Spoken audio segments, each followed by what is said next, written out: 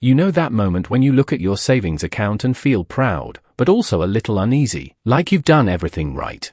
You've been disciplined, you've resisted temptation, and yet, something feels off. Your balance is growing, but your future doesn't feel any closer. That's usually the moment when saving stops being the smart move and quietly becomes the thing holding you back. Most people are told to save first, invest later, and that advice is good, until it isn't. Because there's a point where saving more money doesn't make you safer.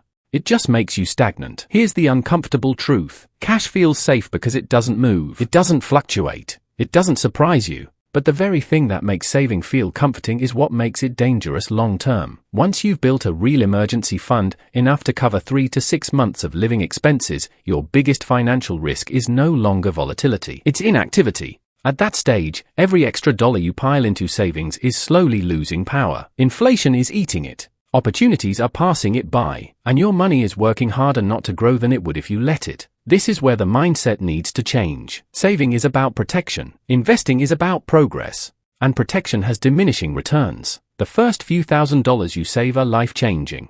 They buy you peace of mind, they buy you options, they move you out of survival mode. But the 10th, 20th, or 30th thousand sitting in cash doesn't add the same safety. It just adds comfort. And comfort is expensive. When you're overly focused on saving, your brain stays stuck in defense mode. You're constantly asking, what if something goes wrong? Investing asks a different question. What if something goes right? That shift matters more than the returns. Because once you start investing consistently, something subtle happens. You stop measuring progress by how much you've protected and start measuring it by how much you're building. Now, this doesn't mean you drain your savings and throw everything into the market. That's not strategy. That's panic in the opposite direction. It means recognizing the line. If you can handle an unexpected bill without stress, if losing your job wouldn't immediately derail your life, if your savings no longer change how you sleep at night, that's your signal. From that point on, the job of your money isn't to sit still, it's to grow. Because wealth isn't built by avoiding risk forever. It's built by taking calculated risk from a position of stability.